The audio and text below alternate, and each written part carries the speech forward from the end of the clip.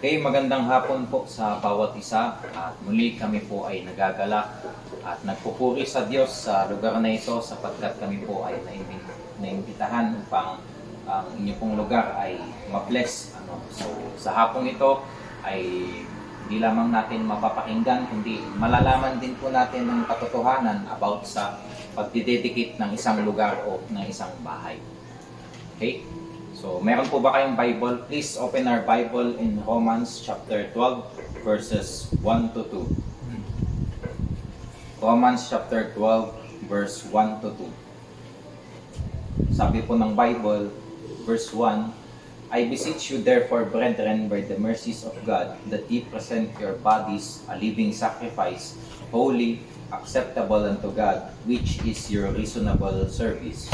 Verse 2, and be not conformed to this world, but be ye transformed by the renewing of your mind, that ye may prove what is that good and acceptable and perfect will of God. Puhin po ang Diyos sa pagkakabasa ng kanyang verses, tayo po ay panalangin.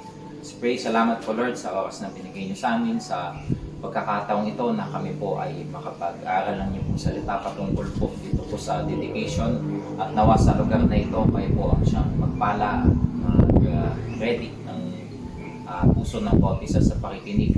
Nawa ay magkaroon po ng kaunawaan tungkol po sa amin pong pag-aaralan, including po ang dedication, and help us O Lord na maunawaan po ito. Kayo po ang siyang kumilos sa aming pong kalagitnaan. Sa aming pong sarili, wala po kaming kakainan upang magsalita. Kayo pong siyang humipo at magpaintindi sa bawat isa na daan dito kung ano nga po ba yung dapat po nilang malaman patungkol po dito. Humingi po kami ng tawad sa pagkukulang at pagkakasala namin nagawa, makalinisin ng aming pong puso at isipan sa limang pong bagay na aming pong nagawa. Ito pong aming dalangin na may kasamang salamat sa pangalan ni Jesus. Amen. Okay, magandang hapon at salamat po sa paanyaya. At ito po ang ating pong pag-aaralan sa hapong ito. Alam po natin na ang isang bagay ay napakagandang pagdesisyonan bago pa natin ito gamitin, ay magkakaroon muna ng dedication na tinatawag. Alam natin na sa luma nating pananampalataya, kapag tayo ay nakabili ng isang bagong bagay o mayroong binigay sa ating bagong bahay o anumang gamit na pwede nating magamit, ito ang una kaagad na pumapasok sa isipin natin ay ipa-bless. Magkakaroon ng blessing, anumang mga sakramentos na gagawin para masabi na itong bagay na ito ay dinedicate natin para sa Panginoon. But let me remind you sa hapon ito na hindi yun ang katunayan kung paano nga ba magiging dedicated ang isang bagay para sa Panginoon. Well, sa ating kong binasa ng talata sa verse 1, I beseech you therefore, brethren, by the mercies of God, that ye present your body. It includes pa rin po doon sa tao na gumagamit ng bagay na yon. So marami sa atin na ang kaisipan especially nun sa background natin sa ating lumang pananampalataya ay mabe-bless ang isang bagay na ito kapag tayo ay gumamit ng holy waters, kapag tayo ay gumamit ng incense or anumang prayer na sinusundan, anumang mga kaugalian, anumang mga sakramento na sinusundan, pero hindi yan ang katotohanan pagdating sa bagay na yan. That's why sa hapong ito, ang ating pong pag-uusapan ay tungkol sa The Truth About Dedication. Yan po yung ating pong title. The Truth About the Dedication. Yan. Dapat po nating maunawaan at makita kung ano nga po ba yung importansya nitong dedication na ito. Naalala natin na sa Old Testament, si Hannah ay pinag-pray niya yung kanyang anak dahil the Lord was shut his womb. Alam natin na hindi inalaw ng Diyos na itong si Hannah ay mabuntis, pero dahil sa kanyang fervent prayer ay sinagot ng Diyos ang kanyang panalangin. And so, hindi nagtagal, pinagkaluban siya ng Diyos ng kanyang anak na pinangalanan na si Samuel. So nakita natin doon yung pag-dedicate niya sa Panginoon na bago pa man lumabas itong si Samuel ay nagkaroon na siya ng decision kung paano niya ito ibibigay para sa Panginoon. Say, mga kapatid, na ganun din po yung ating pong dapat na maunawaan pagdating sa mga bagay na tinatangkilik natin. tao man yan, bagay man yan, lahat ng yan ay dapat na mapakinabangan sa Panginoon. Lahat ng yan ay dapat lamang na ibigay para sa Diyos. Kung tunay ka na Kristiyano, wala kang ipagkakait sa Diyos. Lahat pwede mong ipagamit. Ari-arian mo, sasakyan mo, itong tahanan na pwedeng magsagawa ng Bible studies, pagtitipon para sa mga fellowship. Yan po ang dapat nating maunawanan nun, na hindi lamang po sa mga bagay na yon na kita natin ang pagdededicate, kundi paano natin ito may bibigay para sa Diyos. So number one na ating pong dapat na maunawaan, it is not about the sacrament. Hindi po ito about sa sacrament. Alimang pong sinusundan natin na paniniwala, sabi ng mga matatanda sa atin na ganito dapat yung gawin natin dyan sa bagay na yan upang hindi tayo sundan ng malas na tinatawag.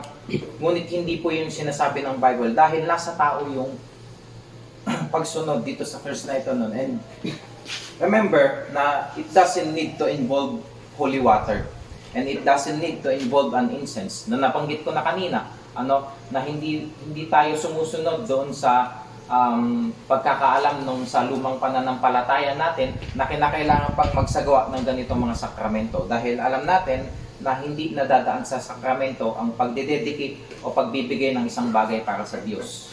Wala po siyang pinagkaiba sa tao. And pangalawang bagay na dapat po nating makita, it is applying by sanctification. Paano natin ma-identify na isang bagay ay sanctified? Paano natin na ma-identify na isang bagay ay malinis? Mga kapatid, di ba? Kadalasan, tumitingin ang tao doon sa panlabas. Kung paano niya makita ito physically, kung maayos ba o malinis. Malaking bagay po ang bagay na yun para makuha natin yung tinatawag ng presensya ng Panginoon dahil naniniwala din naman tayo doon sa cleanliness is next to godliness. So that's why napakahalaga na itong lugar na po ito ay hindi lamang mapabayaan kundi panatilihin din natin yung kalinisan upang sa gayon ay makita kung gaano pa natin wini-welcome ang Panginoon dito sa lugar na ito. At doon sa mga Old Testament times, nakita natin na ang Diyos doon sa loob ng tabernakulo, doon sa temple, maraming mga times na hindi naging acceptable yung kanilang mga alay sapagkat itong lugar nila ay marumi.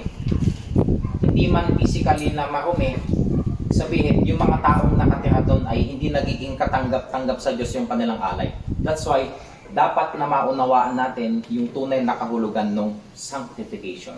Are we living a sanctified life?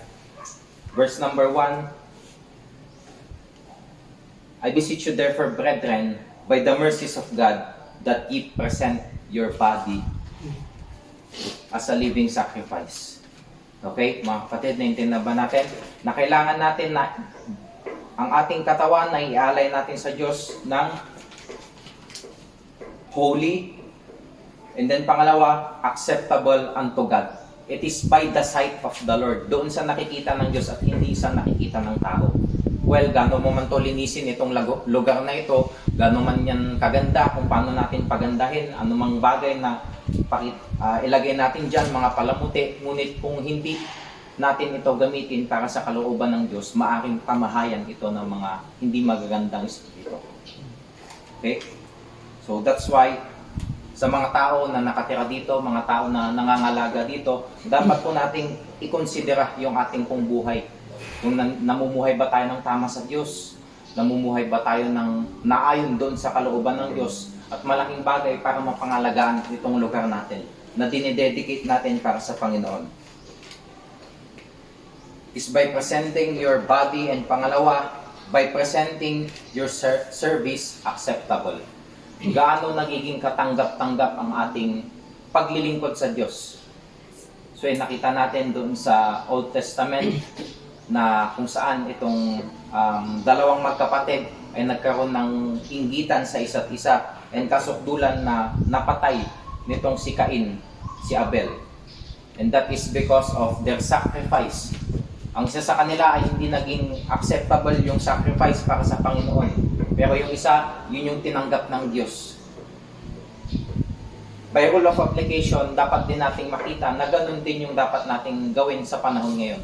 Dapat maging acceptable ang ating ginagawa sa paningin ng Diyos upang sa gayon ay maging kaaya-aya itong lugar na ito para sa Kanya.